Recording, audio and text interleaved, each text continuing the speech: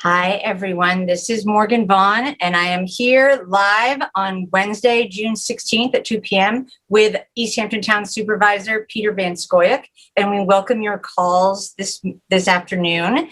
The number is up on the top that you can call, 609-663-0574. And if you're watching us on channel 22, you can go ahead and call. Remember to mute your TV, and then also you can watch us on YouTube, which is on our YouTube channel. Well, hello, Peter. How are you today? I'm well, Morgan. Good to see you. Good to see you too. So early voting for the Democratic primary started today. I went, just so people know, the early voting started, and the primary is on the 22nd, Tuesday the 22nd, correct? Yes, it is. And actually, the early voting started on Saturday. Yeah. The 12th. Yeah, the time's up. And it runs through the 20th, and then you can vote at your regular polling place on the 22nd if you like. Okay, great. We hope you do like. It's good to get out and vote and make your voice heard. Right, and we have the times running on the crawl, and you can also go to East Hampton, ehdems.org, I think, to find all of the information. Okay, so Peter, this week I wanted to touch on something that I saw on the East, before anyone calls, I hope they do. There's a rental assistance program, I think, that the government is offering New York State. And I saw it on your website, the town's website. Can you explain a little bit more about that?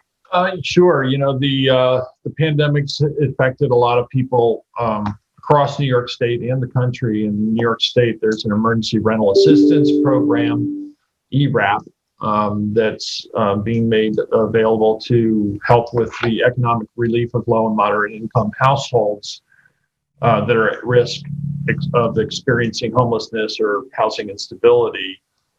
So the program works like this. Basically, your household gross income is at or below 80% of the area median income. I think if you need help trying to figure out what that is, you can call our town housing office, and they can give you what the area median is and also help you with this rental assistance program. And so you would have on or after March 13th of 2020, a member of the household received unemployment benefits or experienced a reduction in income, incurred significant costs or other financial hardship directly or indirectly due to the pandemic. And so that, there's a number of different things that you need to know in terms of applying. There is a priority for households that are below 50% of the median income. You're currently unemployed at least 90 days, or you're a veteran, experiencing domestic violence or survivor of human trafficking. There's a whole series of different parameters and whatnot. And again, if you need some assistance finding more information, you can contact the town's housing office. Am I wrong in thinking, I think when I read about it before, that if you're a landlord, you can also apply? So there is a program that also helps landlords. And, that's one of the other aspects here. People have had trouble paying rent, but and then landlords are, in the position of having to be able to pay their mortgages and without being able to collect the rental income, and evictions have been suspended. They're in a jam as well. So there are programs also to help those who are landlords. So that's fantastic. And all that that's so smart and great. And all that information is on the East Hampton Town's website, right?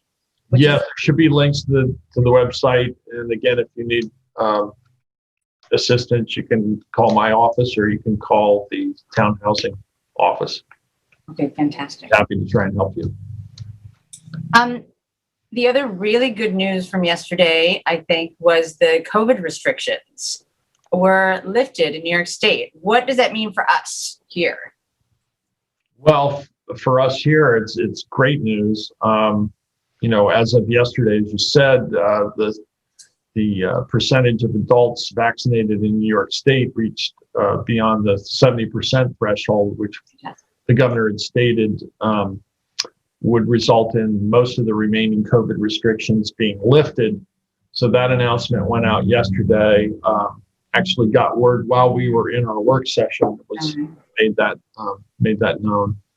So essentially, there will be no capacity limits on bars and restaurants or social distancing.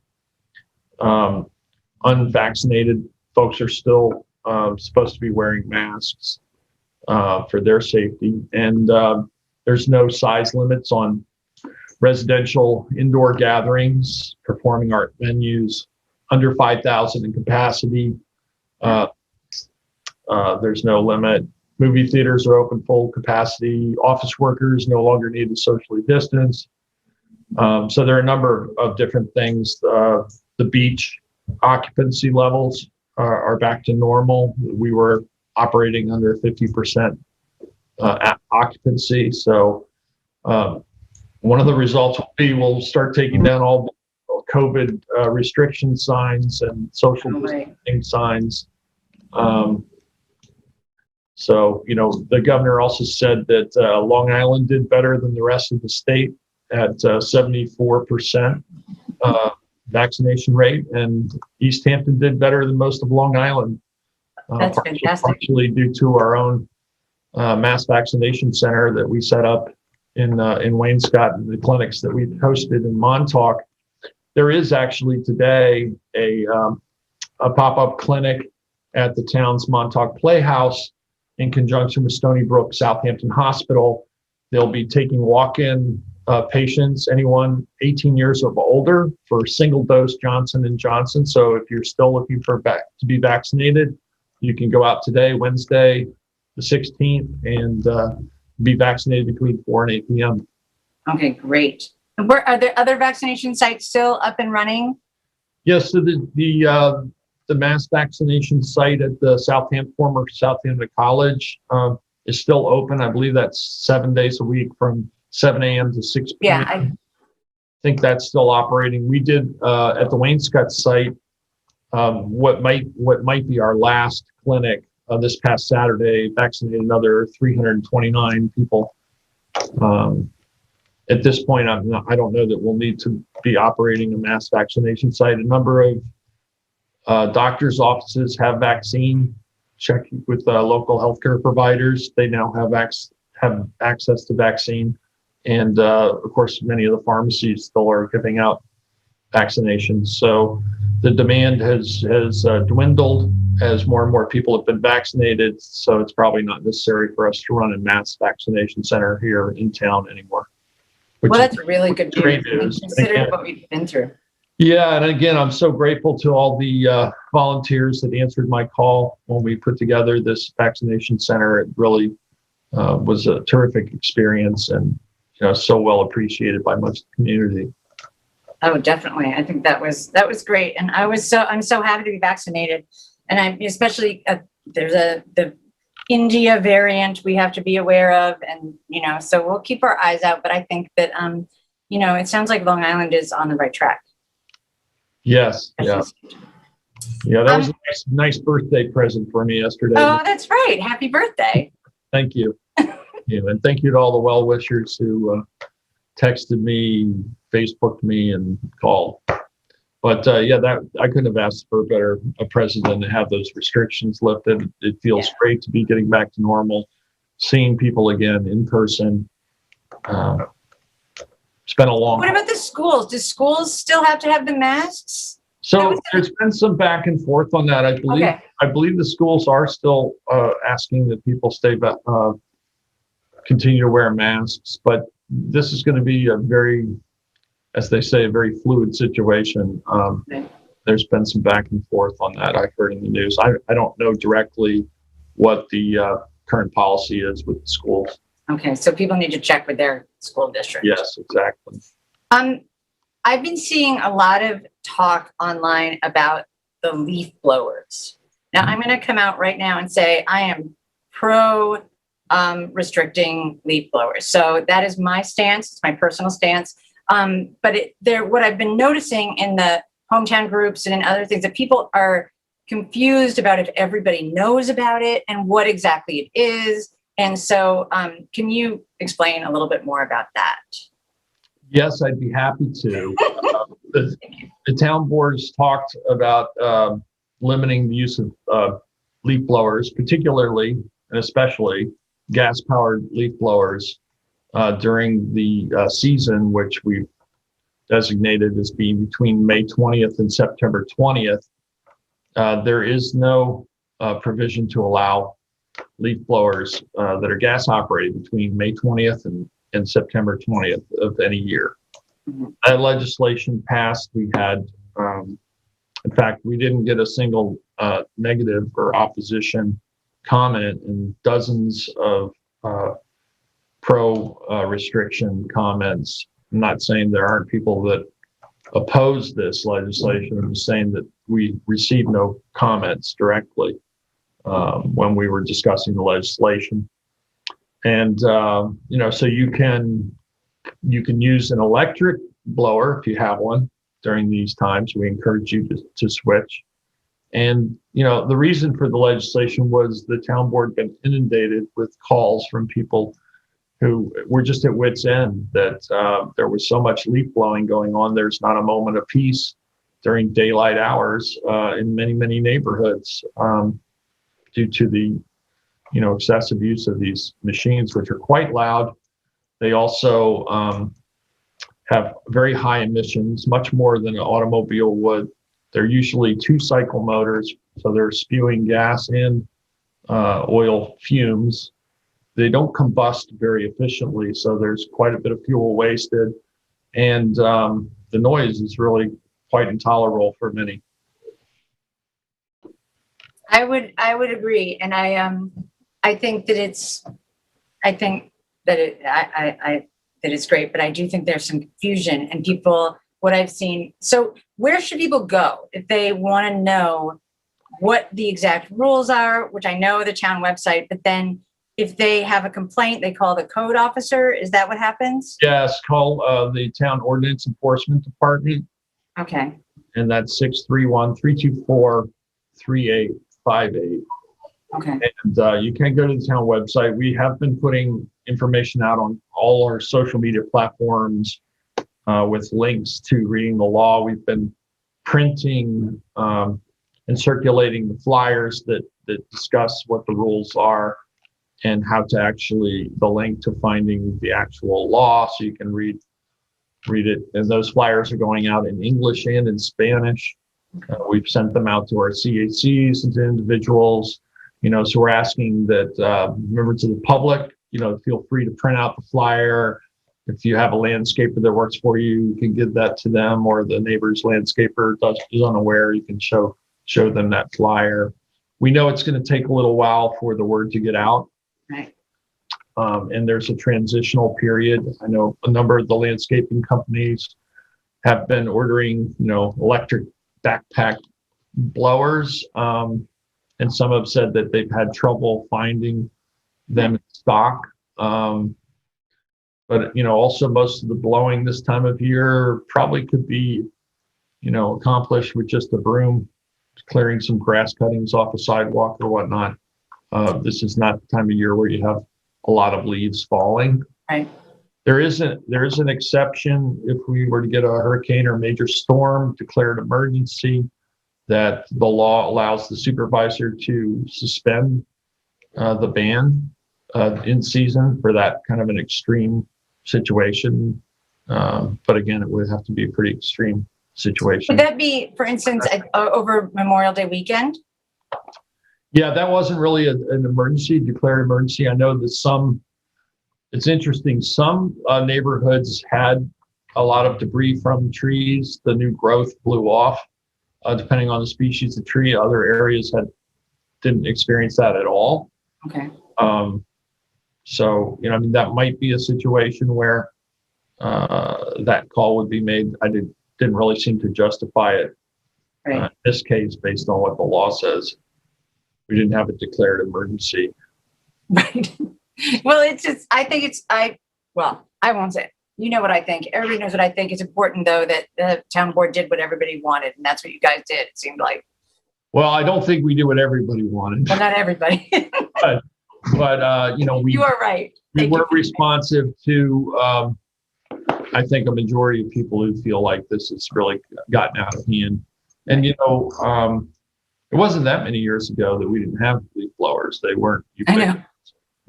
And and I think, you know, the obsession with one's lawn in some cases has gotten kind of out of hand. That is a whole topic that I would love to have someday, because I agree completely. Jason, though, our technician, has a question that he would like to ask. Jason? Okay. Hey, okay. So with the lead up like that, thank you, Morgan. My question is this. All right, so I'm extremely lucky to work here at LTV, and we've been doing a lot of like all of our town board meetings that we've been streaming live, like in the village and all of the other meetings.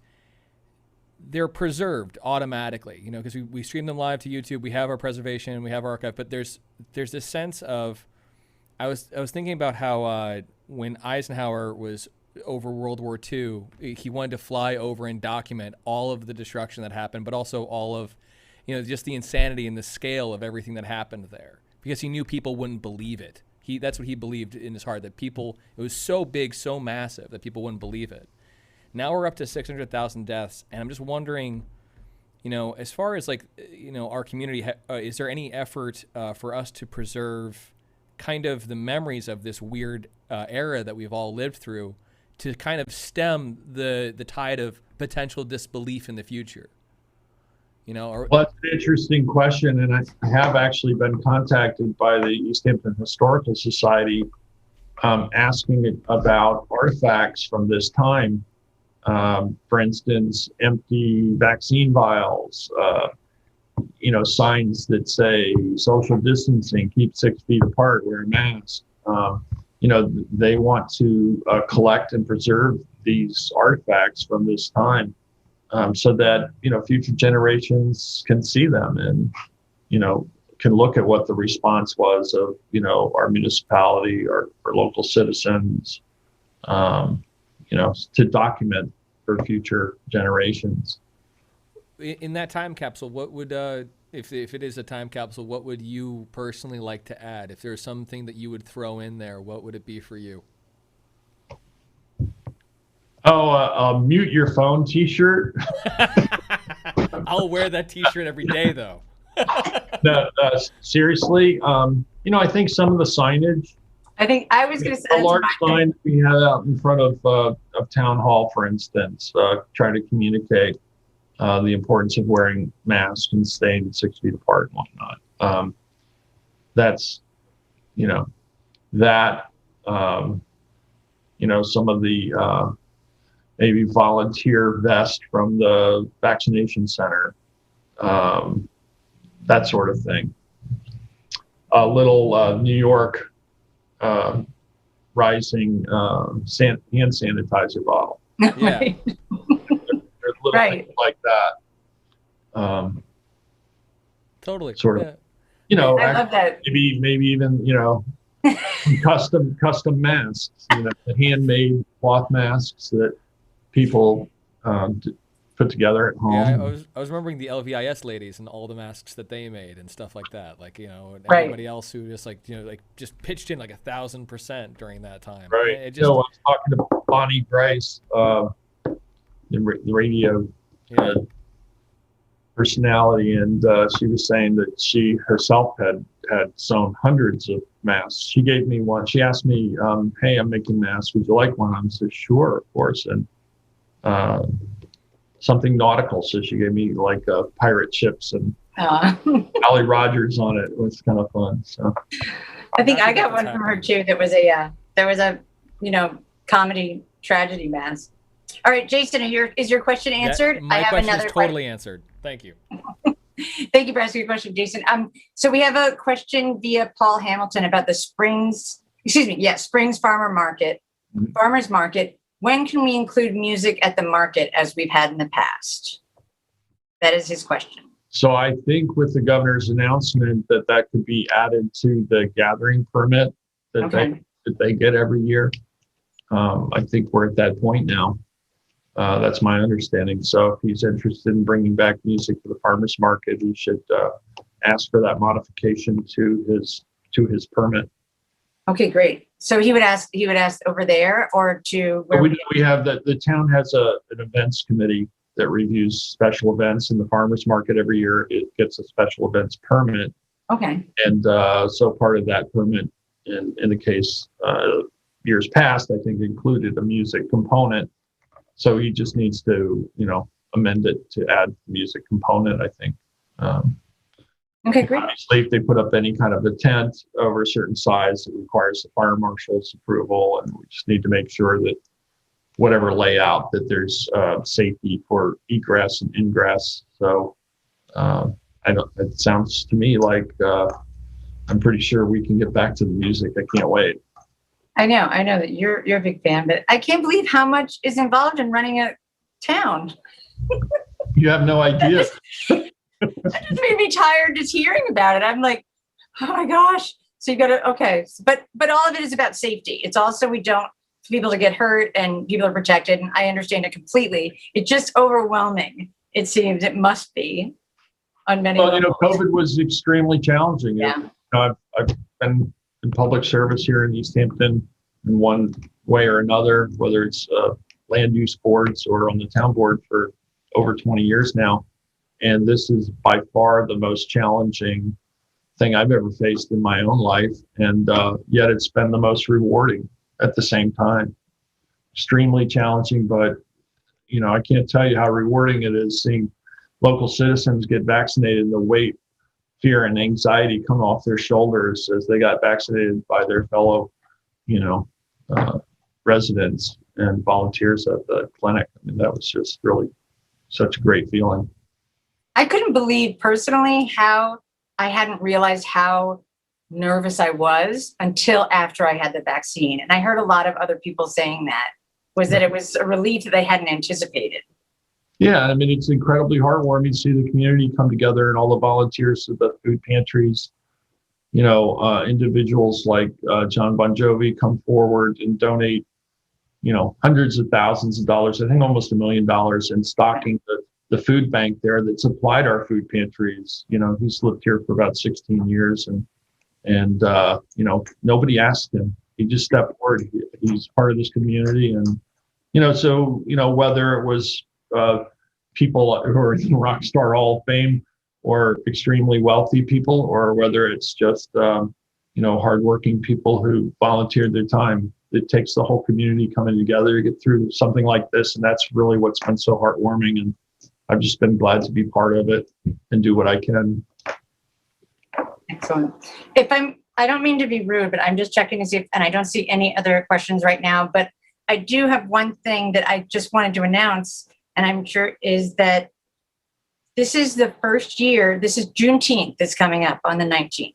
And this is the first year that New York State has officially recognized it as a state holiday. And I think yesterday it was, or the House passed as a federal holiday. Do you happen to know of anything that's closed this Saturday or things that are closed on Friday? Do you know? I don't know of any. If it's a state holiday, some of the whatever state offices might be closed, but on Friday though, yeah. It's something that we'll talk about. I'll probably make a statement of some sort tomorrow at the regular meeting. Okay, great. Which is the eve of Juneteenth, and a lot of people didn't even know what Juneteenth was before the pandemic. It wasn't until George Floyd incident and, a much, I think, broader and more focused awareness on our history, really. Going back and finding out about a history that we weren't taught and we weren't told about. And it's really, I think, been enlightening in so many ways. And the Tulsa, burning 100 years ago of what was known as Black Wall Street, that was just completely erased from the history books. I certainly didn't learn about it here. I didn't know about it until about 2 or 3 years ago when I saw a documentary film on public television about it. And then, obviously, it's gotten a lot more attention on its 100th anniversary. But again, there's so many little instances and episodes and big ones too that just have been not reported, not remembered. And you know what they say about not remembering your history, you're Right. maybe bound to repeat it. Well, I think that goes back to what Jason's question was about the pandemic. We need to remember all those 600,000 people and how we did it and all of that stuff. I love the idea of the time capsule and the COVID capsule. So Peter, anything else before we sign off for this week?